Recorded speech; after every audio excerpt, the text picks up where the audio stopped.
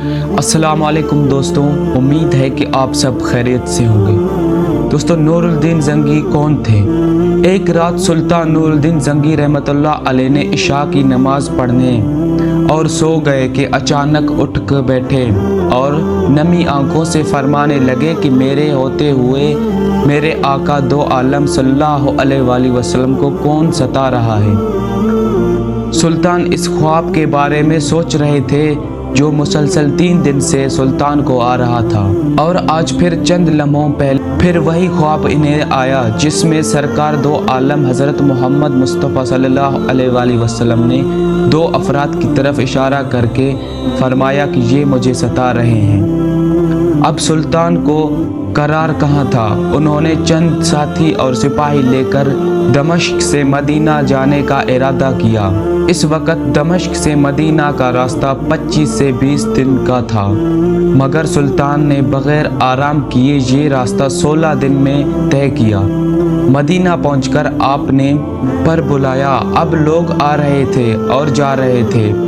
آپ ہر چہرے کو دیکھتے مگر آپ کو وہ چہرے نظر نہ آئے۔ اب سلطان کو فکر لاحق ہوا اور آپ نے مدینے کی حاکم سے فرمایا، کیا کوئی ایسا شخص ہے جو اس دعوت میں شریک نہیں؟ جواب میں ملا کہ مدینے میں رہنے والوں میں سے تو کوئی نہیں، مگر 2 موذبی زائرین جو روضہ رسول کے قریب ایک مکان میں رہتے ہیں، تمام دن عبادت کرتے ہیں اور شام کو جنت البقیع میں لوگوں کو پانی پلایا کرتے ہیں، جو عرصہ زرار سے مدینہ میں مقیم ہے۔ سلطان نے ان دونوں سے ملنے کی خواہش ظاہر کی۔ دونوں زائرے آپ بہت عبادت گزار کرتے تھے۔ ان کے گھر میں تھا ہی کیا، ایک چٹائی اور 2 چادر ضروری کی اشیاء کے یکم سلطان کو چٹائی کے نیچے کا فرش کزرتا محسوس ہوا۔ آپ نے چٹائی ہٹا کر دیکھا تو وہاں ایک سرنگ تھی۔ سلطان نے اپنے ایک سپاہی کو سرنگ میں اترنے کا حکم دیا۔ وہ سرنگ میں داخل ہوا اور واپس آ کر سلطان کو بتایا کہ یہ سرنگ تو نبی اکرم صلی اللہ علیہ وآلہ وسلم کے قبر مبارک کی طرف جا رہے ہیں۔ یہ سن کر سلطان کے چہرے پر غضب عجیب کی کیفیت طار ہو گئی۔ سلطان نے دونوں زائرین سے پوچھا کہ سچ بتاؤ کہ تم کون ہو؟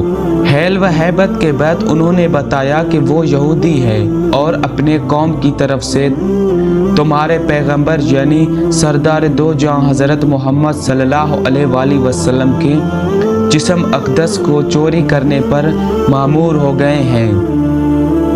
میں سلطان یہ سن کر رونے لگ گئے۔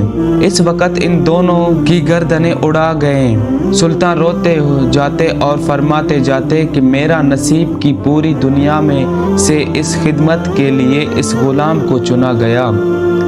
اس ناپاک سازش کے بعد ضروری تھا کہ ایسے تمام سازشوں کو ہمیشہ کے لیے خاتمہ کیا جائے۔